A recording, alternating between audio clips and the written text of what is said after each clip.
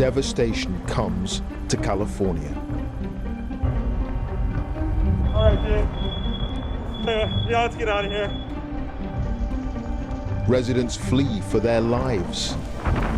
There's nothing we can do now, bro. We had everything, like the sentimental things. Like my mom passed away. I had only a few things of hers left. All the stuff that's here is replaceable. People are not. So having the family is the most important thing. Homes are destroyed on an unprecedented scale. When we heard that there were fires in LA, immediately we thought, like, we've got to send a team. You know, there's an opportunity to reach people and to warn them. Within hours, things are getting serious. Residents can scarcely believe their eyes. Fires were this close to the cars. People left their cars on Palisades Drive. Yeah. Burning up the hillside, the palm trees, everything's going. What happened? There's a lot of fire right there. That's why the people coming. We leave the car. They said to get out of your car? Okay. It's just so sad. And I feel for everyone that's lost property on fires. I've never been this close to it. Driving down the canyon was really very shattering. Where this fire is at is a very particular place in Los Angeles where the need is very great. Where this group of people or this area may not really, they have everything they could ever desire, right? And when that is completely stripped away from you, now all of a sudden you're looking for more. You know, a day ago nobody could give you anything because you had it all.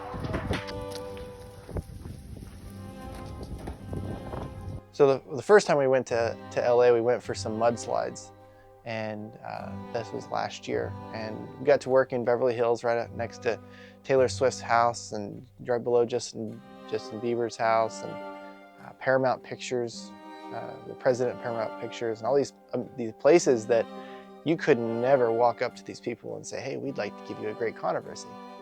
You know, it could never happen. But God orchestrates, and I believe that these disasters, God does not cause the disasters, right? This is the result of sin, and He's letting loose the four corners of the earth, and things are starting to just crumble, as are prophesied in Matthew 24. And these things are happening, and God's mercy is still seen because these people are still there, and they're given a chance, and their hearts are excited, and they're woken up, and they're like, man, why was I spared? There's a reason for this. And they start asking deep questions like that, like where is this all going? You know, what's the end of this? Is there an end? What does the end look like? And God's given us His word, which we know to be true, and we can count on that, and we can share that, and that's exactly what they're looking for. California's famed coastline, flattened and charred. The scale of this disaster hard to comprehend. Pretty devastating. I don't think LA's seen anything like this before. I hope in the future we can find a way to maybe even better prepare or to prevent this from ever happening again. So how did an inferno sweep through suburban Los Angeles in the middle of winter?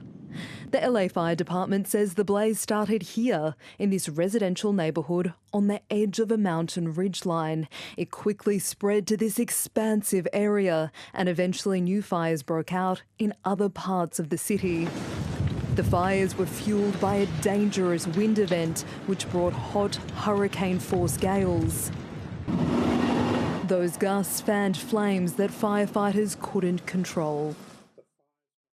And so we knew that there was devastation, we knew that there was much loss and that people were hurting, and we had a mission to bring hope and help and healing where possible. We talked it over, we prayed about it, and we asked, Lord, would you send a team? We really don't have much of a plan. You know, there's only a few of us that can go, and some of us can go later.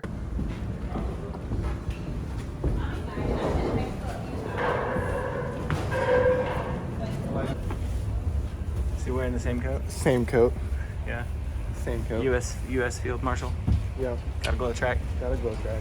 Because of the coat. Because of the coat. I knew these coats weren't just gold. We were actually flying while a school that I used to work at, Casa Valley Academy, was driving there from Utah. And they were driving there with, 4 students and 2 staff. And, you know, they were kind of asking the often questions of like, hey, you know, like, do you guys have any leads on what we're going to do and things like that?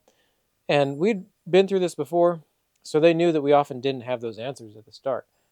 But we're like, well, we're just going to have to pray about it, you know? So they prayed and we prayed, and God really came through. We had this super cool minivan, and it's called it the Green Algae. Check it out. The minivan. Can't beat it.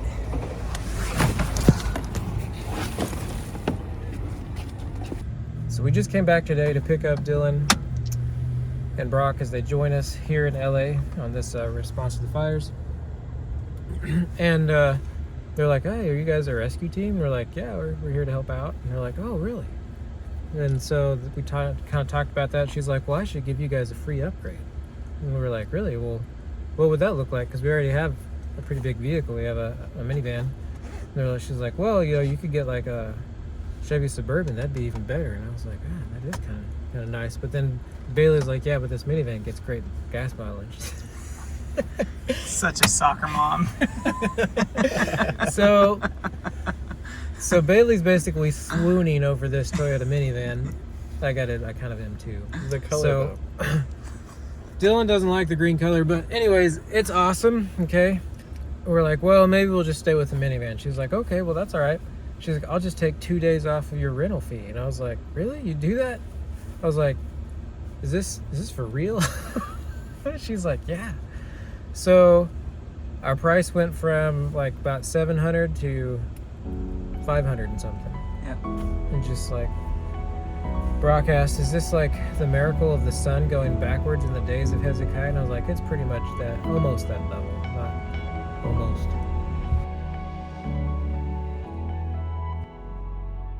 And we got to the Pasadena church, and everybody was just like hustling and bustling. Like the Pasadena church was out there working hard, like handing out literature, and there was tables set up. Not very many, but there were some tables set up with clothes and food. And the Pasadena church is right next to the town of Alta Dena, and that city burned. Like it was toast.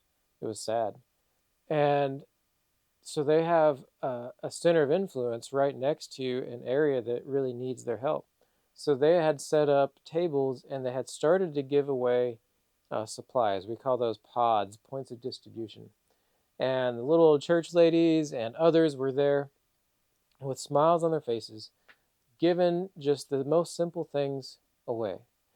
Bottles of water, clothes, food.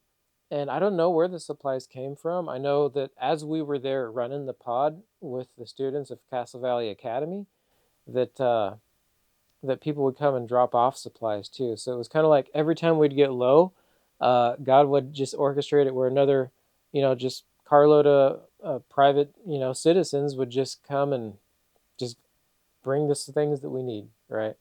Hashtag Dylan, did you lack anything? No, I didn't lack anything. I got a towel. Oh, that's important. I got a super cool fish blanket. Oh, yeah. And I got a comforter. I should find a fish blanket. But this is not the comforter that we've been praying for. We have a comforter with us. Yeah, and the heavenly comforter. The heavenly comforter, and he is working like you wouldn't believe. If you take a look around, you can see what God has provided. Boom. On the wild thing is, we stopped at Walmart to buy water yesterday, or the day before. Noob. On our way here, because we were like, we're gonna need some water, so we stopped to buy ourselves a case of water, and then we get here, and it's like, everywhere we go, people have been like, here, take a case of water, here, take this, take that. It's like we have our own Walmart right here, and we have full access to it. One time, I had a bedroll that I actually carted with me all the way to Ukraine and back, and I never used it once. I also carted a water bottle with me to Turkey for 2 weeks, and I dumped the water out because I never used it. Yeah. So now I don't carry a water bottle. I hear you. I brought one of those too, and it's been sitting in the van the whole time. All of a sudden, it just like started just like snowballing. Like there was so much, people were stopping and like dropping off food and clothes and toilet paper and dog food and diapers and all kinds of stuff. And it got to the point where we were almost to the point where we were overwhelmed, you know. And it's just amazing because that church was faithful and humble with the little things, the little morsels that God gave them. And I believe that he gave them those morsels to not only see if they would be faithful in handing those out, but if they would use it as an opportunity to hand out the bread of life. And they did, and they were faithful with it. And I still remember, thinking back, like there was this one lady, little old lady, that was so diligent in making sure everyone got literature, you know, and that's what God wants. God could care less about the food and the clothes because he can provide all those things, you know, but the one thing that he is required of us is that we share. We share what we have, what we know. The hope that's within us, we share it with those around us.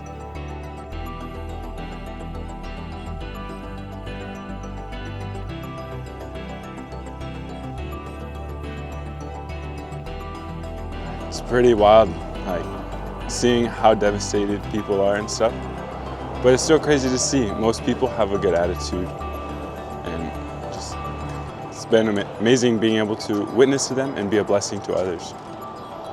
Yeah. One man told us a story of how the night he had gone to bed, they knew there were fires close by. And as they were sleeping, sometime in the middle of the night, early morning, they heard the faint sound of a cop going through the neighborhood over the microphone telling everyone to get out. And as they got out, it was just in the time before the fires came raging through their neighborhoods and ultimately burning down their home. So we're doing some work here, helping out with all this stuff, setting things up so that people can get water, get food, all the necessities that they need. And yeah, hopefully we're doing some good for them. We also brought some books and things, some literature that we can pass out to them. It'll bring them some hope in these troubling times. 3, 2, 1. Right here, looking sharp. There you go. And the students, you know, they took joy in the simple things, the organizing the supplies, talking with the people when they came so they could help them find what they needed. And the students really just had a heart for service, a heart for connecting with the people, spending the time with them, and giving them Christ. You know, so often we think, well, you know, what people need is the food and the water. And you have to think about, like, are you going to solve all their needs? Are you going to be there for every need that they have? Of course, the answer is no, right? I mean, the complexities of life after your house burns, I could only imagine. And so you only have the short window, the short ways that you're going to reach some of their needs. And what is most valuable? You know, connecting them to the God who loves to take care of us, loves to hear and answer our prayers, loves to demonstrate his generosity, loves to show us that he cares about the small and the large details of our life, that those Bible promises are just for these times, just for those fire victims, right? So to have youth that understand how to do that, like, we're just praising God for those youth, praising God for those students in Castle Valley. They were diligent in the material things, and they were diligent in the spiritual needs of the people that came.